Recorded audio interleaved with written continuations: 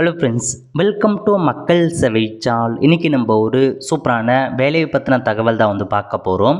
அதாவது ரயில்வே துறையிலேருந்து டெக்னீஷியனுக்கான வேலையை அறிவிச்சிருக்காங்க, நோட்டிஃபிகேஷன் கொடுத்துருக்காங்க. இப்போ அந்த வேலைக்கு யார் யாரெல்லாம் அப்ளை பண்ணலாம், இது தேவையான எலிஜிபிலிட்டி என்ன, இதை பற்றின மொத்த இன்ஃபர்மேஷன் தான் இந்த வீடியோ பார்க்க போகிறோம். இந்த வீடியோ ஸ்கிப் பண்ணாமல் ஃபுல்லாக பாருங்கள். அது மட்டும் அல்ல, இந்த வீடியோ நிறைய பேருக்கு ஷேர் பண்ணுங்கள். வீடியோக்குள்ளே போகிறதுக்கு முன்னாடி வேலை வாய்ப்புக்குன்னு தனியாக நம்ம ஒரு சேனல் க்ரியேட் பண்ணியிருக்கோம். இந்த சேனலில் மாவட்ட வாரியாக வர எல்லா கவர்மெண்ட் ஜாப்ஸுமே ரெகுலராக அப்டேட் பண்ணிகிட்ருக்கோம். இதுக்கான லிங்க்கை நான் டிஸ்கிரிப்ஷன் கொடுத்துட்றேன். விருப்பம் இருக்கவங்க இந்த சேனலை நீங்கள் சப்ஸ்கிரைப் பண்ணி வச்சுக்கோங்க. ஓகே, ஸோ இப்போதைக்கு ரயில்வே துறையிலேருந்து டெக்னீஷியனுக்கான ஒரு வேலையை அறிவிச்சிருக்காங்க. நல்ல ஒரு ஜாப் ஆப்பர்ச்சுனிட்டி. ஸோ மிஸ் பண்ணாத அப்ளை பண்ண பாருங்கள். இப்போ யார் யாரெல்லாம் அப்ளை பண்ணலாம் அதை பற்றி நம்ம ஒன் பை ஒன் பார்த்துடலாம். ஓகே, அதாவது ரயில்வே துறையிலேருந்து 2வது நோட்டிஃபிகேஷனாக டெக்னீஷியனுக்கான ஒரு வேலையை அறிவிச்சிருக்காங்க. எந்தமான பதவி கொடுத்துருக்காங்கன்னா இதிலே அறிவிச்சிருக்காங்க பாருங்கள். டெக்னீஷியன் கிரேட் 1 சிக்னலில் பொறுத்த வரைக்கும் 186 வேக்கன்சி. டெக்னீஷியன் கிரேட் 3ல் ட்ராக் மிஷின் ஒரு 28, பிளாக் ஸ்மித் பார்த்தா 113, பிரிட்ஜில் ஒரு 19, கேரேஜ் மற்றும் வாகனம் 260. அந்த மாதிரி உங்களுக்கு பல வகையான போஸ்டிங் அறிவிச்சிருக்காங்க. ஆல்மோஸ்ட் பார்த்தா 30 விதமான பதவி கொடுத்துருக்காங்க. வேக்கன்சிஸை பொறுத்த வரைக்கும் 6238 வேக்கன்சி இருக்குது அப்படின்ற மாதிரி இதில் அறிவிச்சிருக்காங்க. ஓகே, இந்த வேலைக்கு நீங்கள் எப்போ அப்ளை பண்ணலாம் அப்படின்னா 28/6/2025 கடைசி தேதியை பொறுத்த வரைக்கும் 28/7/2025 வரைக்கும் அப்ளை பண்ணிக்கோங்க. ஆல்மோஸ்ட் ஒரு 1 மந்த் டைம் கொடுத்துருக்காங்க. ஆன்லைன் மூலமாக அப்ளை பண்ண சொல்லி ஏதாச்சும் மிஸ்டேக் பண்ணிட்டீங்க அப்படின்னா 1/8/2025 10/8/2025 வரைக்கும் கரெக்ஷன்ஸ் பண்ணிக்கலாம் அப்படின்றதையும் உங்களுக்கு சொல்லியிருக்காங்க. அடுத்த கட்டமாக வேக்கன்சி பற்றி தனித்தனியாக பிடிச்சிருக்காங்க பாருங்கள்.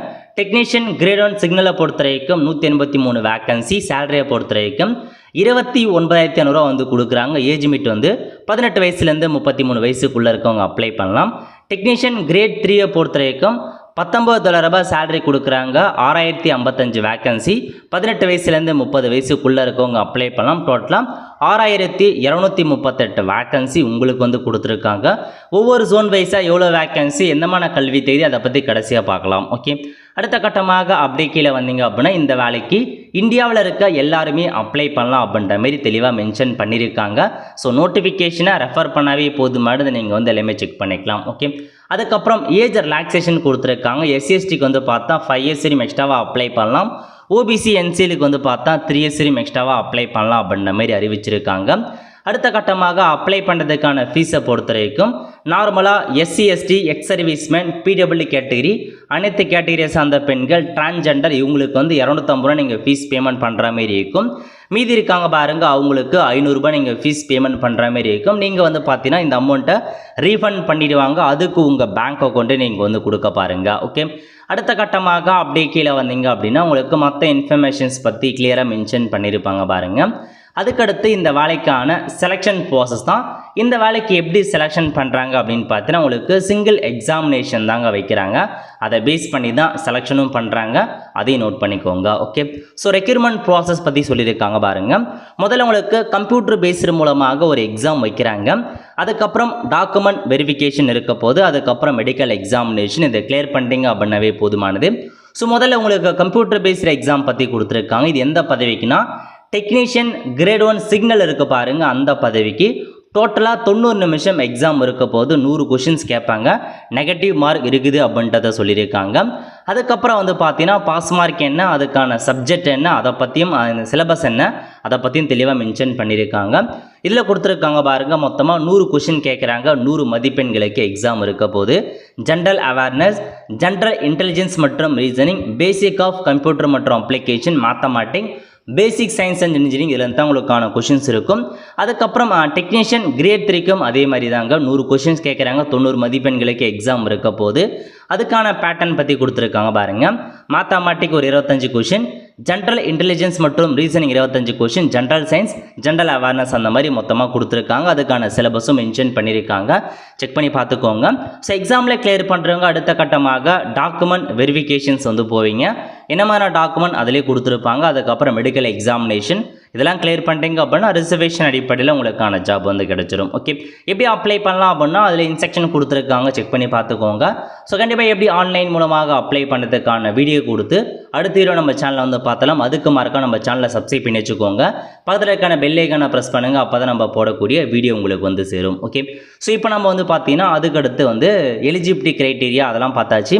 நெக்ஸ்ட்டு பார்க்க போகிறது கல்வி தகுதி. ஏன்னா கல்வி தகுதி ஒவ்வொரு பதவிக்கும் மாறுபடும். ஸோ அதனால் கல்வி தகுதி பற்றி பார்க்கலாம். அதுக்கு முன்னாடி எக்ஸாமினேஷனை பொறுத்த வரைக்கும் தமிழ்லேயே உங்களுக்கான எக்ஸாமினேஷன் எழுதிக்கலாங்க. ஏன்னா இந்தியாவில் உள்ள எல்லா லாங்குவேஜ்லையுமே எக்ஸாமினேஷன்ஸ் கொடுத்துருக்காங்க.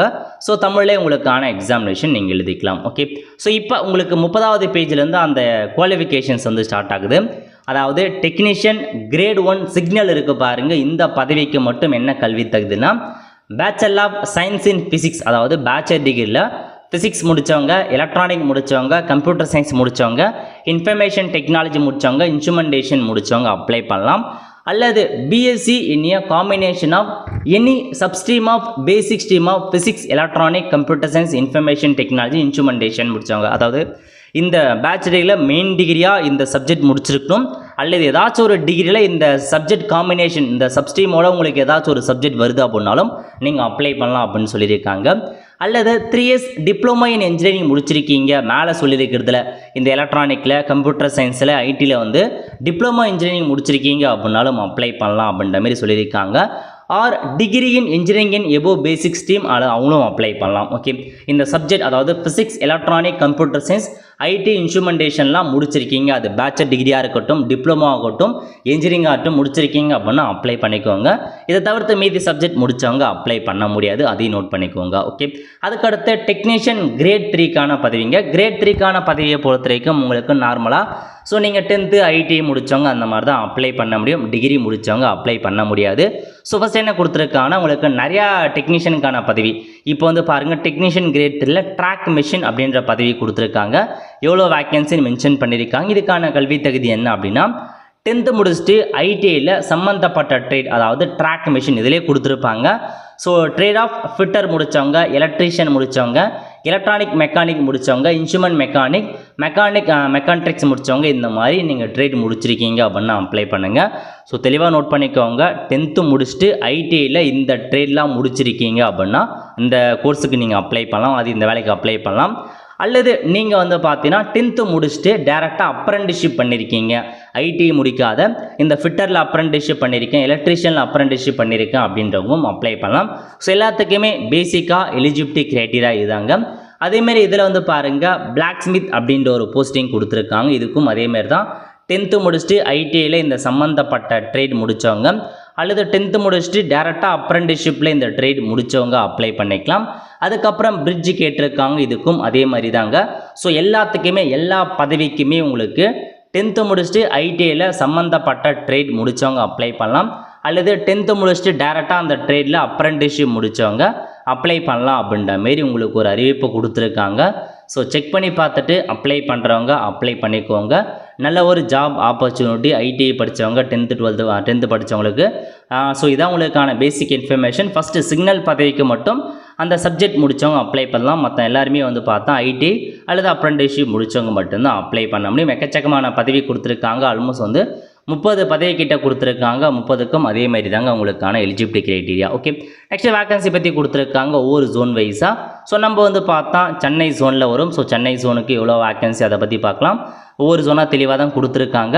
ஸோ சென்னையை பொறுத்த வரைக்கும் இதில் அறிவிச்சிருக்காங்க பாருங்கள். டோட்டலாக வந்து பார்த்தீங்கன்னா சென்னைக்கு எவ்வளோ வேகன்சி கொடுத்துருக்காங்கன்னா ஸோ யூஆர் கேட்டகரி 552 வேகன்சி, எஸ்சிக்கு 226, எஸ்டிக்கு 200, ஓபிசிக்கு வந்து பார்த்தா 274, இந்த மாதிரி எக்கனாமிக்ஸ் வந்து பார்த்தா 95, நெட் வேக்கன்சி வந்து 1347 கொடுத்துருக்காங்க. அதிகபட்சமாக என்னது சென்னைக்கு வேக்கன்சி அதிகமாக அறிவிச்சிருக்காங்க. ஸோ நல்ல ஒரு வாய்ப்புங்க சென்னையில் இருக்கிறவங்களுக்கு. இதில் ஐசிஎஃப் இருக்க பாருங்கள், இன்டர்னல் கோச் ஃபேக்ட்ரி, அது வேக்கன்சி ஒரு 351 கொடுத்துருக்காங்க. கண்டிப்பாக நல்ல ஒரு ஜாப் ஆப்பர்ச்சுனிட்டி. தமிழகத்துக்கே கிட்டத்தட்ட 1347 வேக்கன்சி சதர்ன் ரீஜன் கொடுத்துருக்காங்க. அப்ளை பண்ணுங்கள். மற்றவங்கள கம்பேர் பண்ண சொல்ல வந்து பார்த்தா சென்னை ஜோனுக்கு நிறையா வேக்கன்சி இருக்குதுங்க.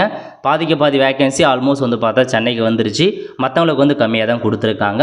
ஸோ நல்ல ஒரு ஜாப் ஆப்பர்ச்சுனிட்டிங்க, மிஸ் பண்ணாத அப்ளை பண்ணுங்கள். இதுதான் உங்களுக்கான ஃபுல் டீட்டெயில்ஸை தெளிவாக மென்ஷன் பண்ணிட்டாங்க நோட்டிஃபிகேஷனில்.